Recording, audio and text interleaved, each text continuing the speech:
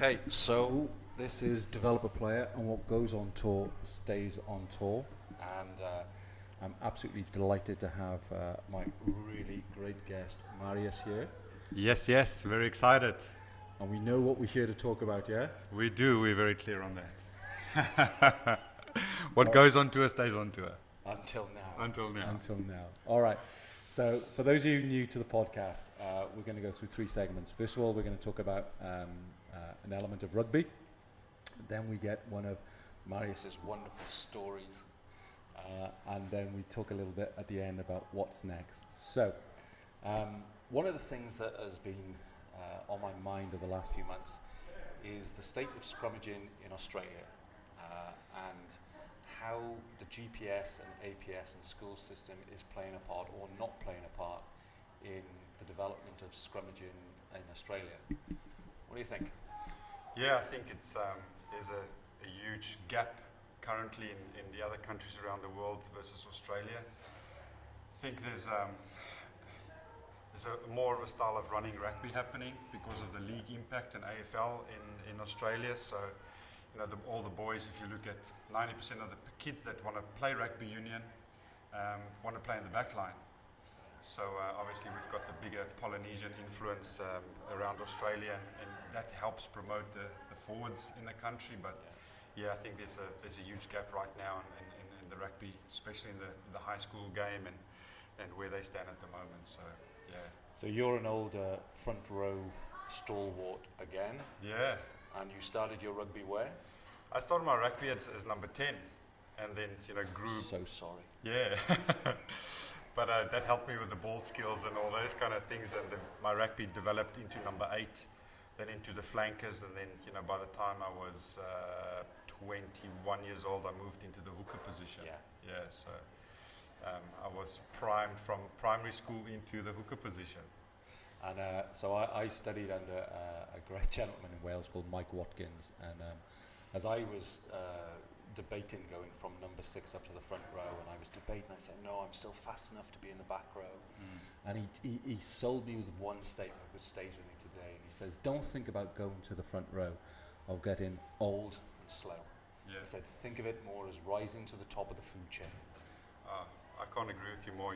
At primary school and early in high school, I was a sprinter and always trained my sprint running and things like that. So when I moved into the hooker position, I was really fast. If you think of Skulk Brits now, the ex-South African hooker, he could, when we did our training sessions at the Lions, he was the fastest in the team. And he was just such an explosive rugby player, which set him apart from a lot of people. When he moved over to England, he was a stalwart, and so there's a lot of space for good. And the way the rugby game is going right now, your tight forwards play a huge part in carrying the ball. So spot on. Yeah, it's really important. So to fix the what we see is a decline in the scrummaging capability of Australia, not at the highest level, but they pretty much get there. But it's through the school years. Yeah, definitely. That this thing about uncontested scrums, that shit's got to stop, right? Oh, for goodness sake, my boy is 11 years old, and he's quite a big kid, and when he scrums and he really gets into the boys, the other teams would say they want uncontested scrumming. And does that make you proud? Yeah, of course it does.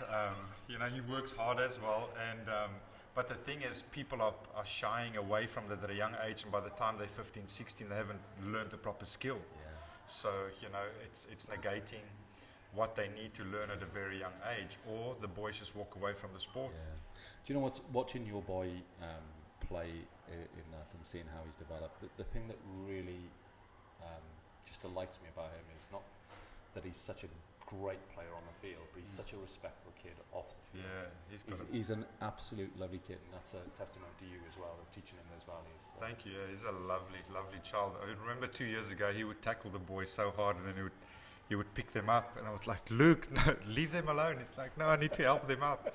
So now he's getting more into the grunt of it, but he's developed quite beautifully. But it's no pressure. He just needs to develop on his own because it's his time. It's not our time. Indeed. So we just got to keep working with the various unions and making sure that junior levels, that they still do all that scrummaging and that they work the skills. They can't become great scrummager overnight. It takes time and practice to mature in those areas. Yeah. You know, Chris, interesting, last year when I coached the first grade year at Surfers Paradise, the year before, they didn't do one scrumming session. So by the time, you know, I stepped in to help out the first grade side, the scrum machine was under a tarp, and it's never been touched for an entire season. So they obviously lost that skill completely. And if you look at what happened on Saturday between Australia and New Zealand in the last game, Australia is becoming really strong as a front row. They're still a very young and undeveloped front row, but that reserve prop that came on, he scrummed the All Blacks literally by himself. And one interesting thing that I've always noticed, some of the referees are thin, faster guys, so they backline play, so they don't understand scrummaging, so they don't call the scrummaging properly.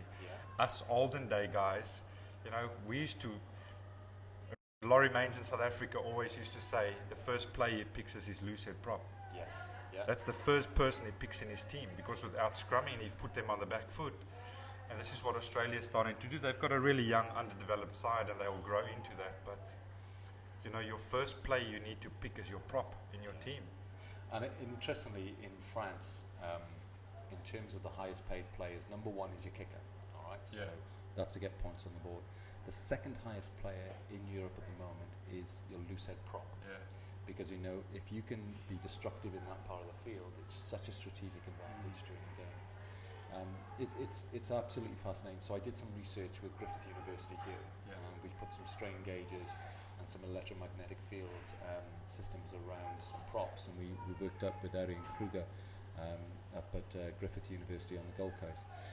And what we concluded with all the strain gauges and everything there is that these modern days, with about each pack weighing about 850 kgs, when you have the crouch bind set, which is the scrum engagement call, which is different from our days, which was crouch, bind. We were just crouch hit from 1.5 meters away. Now, you know, my kids always ask me now, how far did you have to stand away? I'm like, it's changed. Indeed. So I came up a lot of time with it was crouch, touch, pause, engage. And what we found was that crouch, touch, and then in your mindset you're going to say, right, where am I going to hurt him the most? 100%. That pause was just getting ready to load the gun and fire it. So it was interesting. All right, so look, we're going to fix it. We're going to, with good people like yourself and developer player and other coaches that we have. There's a great chap down in New Zealand called Derek Todd. He was one of my coaching mentors for some time. Absolutely fantastic bloke. So we're going to be working not just here in Australia but globally to try and help with that scrummaging. There's some books out there, but now we come to possibly one of my favourite parts of the segment. So there's a bit of mischief in all of us, right? Has to be. And it makes the friendship and the mateship around the world absolutely brilliant. So I'm sharing some stories, but I'd love to hear one from you. Well, I had to really sit and think about this one, and who am I going to throw under the bus and not throw under the bus? But, you know, in 2001, I left South Africa and went to go play rugby New Zealand. And when you arrive there, you first play club rugby, and played for a club called Tukapa. And it was just amazing. And with the difference in the two countries, what I've seen is, you know, after club rugby and even playing for the Lions and big provincial teams, the respect that they had in New Zealand. After the game, you put on your number ones, your tie, and you get obviously your jacket, and everybody with the opposition, you serve a meal, and it's a big family environment. And then the boys start getting on the beers, and still in New Zealand in the club rugby, the people dance after the games, and you know, it's a big family thing. And you know, by 9, 10, 11 o'clock, the young kids and the wives have filtered home, and the partners have filtered home. So the boys, the old stalwarts, they stay around the club. And this one specific evening, we lived in a really small town called New Plymouth. It's a little farmer's sea town. So usually in South Africa, where I'm from, you can go out and have a drink any night of the week, and it's always busy. But New Plymouth was dead during the week, and then Friday and Saturday night it becomes a little bit of a lively town. And we were on the drink at the club for hours on end. And we had this guy that played in the third grade team. He just disappeared. Right. And we went from pub to pub, and we're drinking and whatever the case would be. And the next minute, as you were, we walked past the brothel. Yep. And we saw it was, giving massages and all these kind of things. So we're these 10 huge rugby guys walking into this brothel and just creating mayhem. And there's little curtains around and all these kind of things. And we walk and just pull open every single curtain to see what's going on. Yeah. And this third grade player obviously heard us coming in. So he wanted to grab clothes, but it wasn't enough time for him. Yeah. So we ripped open this curtain, and this guy was sitting stark naked with his clothes on his lap. And he's like, please, we're like, you get the hell out of here right now. Because we knew he had a partner and she was back home and stuff. He obviously just went for a nice massage or something like that. Tight glutes after the game. Yeah, he was. His hammies were a bit tight, but he needed to relax the shoulders a bit. But the remembrance of this man's face when we opened these curtains, and there's all his teammates are looking at him, and he is just like, do not tell anybody about this. And we ripped him out. We ripped open more and more curtains. And it was just teammate after teammate after teammate sitting in this place getting massages, and they were all naked. And I'll never, ever forget this story. Sometimes I sit at home, and I just start laughing. And my kids are like, Dad, what are you laughing about? And I have to tell them other stories. I can't give them all the other details. But the things that I carry with me, and that specific night in New Plymouth, so far away from home, experiencing this story and the camaraderie that it's always partying and drinking. There's always alcohol involved when you're a young guy. But the memories that I will have with especially that story, and the tears that ran down my face of laughter, that will stay with me forever. It was an incredible night to experience. Incredible night. So, they're... and that's the bonding that you get with a rugby, right? Man. The more mischief you get up, the greater the laughs are. And well, it's only pubs that you can share those stories until now. Until now. So pretty good. Yeah, man. Oh, mate, that is brilliant. I will put New Plymouth on my list of places to see. Pin it. Toddy, we're coming over to New Zealand to see you, right? We know where we want to go. Mate, that's brilliant. That's going to be gold. Yeah, it was a funny one. But as well, you've written a fantastic book, a book that's expressed your journey. What was it like doing that? It was probably about 10 years in the making that I've experienced some hardships through life, and as a young child, and was really messed up in my mind, and was extremely physically abused by my father, and experienced my mom's death, and then went through rugby, and it found, I don't know if you've ever seen the movie called Concussion by Will Smith. So a lot of NFL players started committing suicide. Some of the top names in NFL and the history of NFL started committing suicide, and that movie started sparking a little bit of interest in my mind, and I started looking into it more. And obviously, as an abused child, been through depression, anxiety as a young kid, and then obviously you become quite a high-level footy player, and all the head knocks is a huge contributor to depression and anxiety. So I was on obviously depression medication for about 7.5 years. When I started realizing I've got a problem in my mind, and what happens in the brain is, if you can think of your brain as like a lot of wires, my wires weren't connecting properly. So, first thing that happened is I had to acknowledge that I had a problem, and then I really wanted to fix up my life from my childhood going forward, and started making.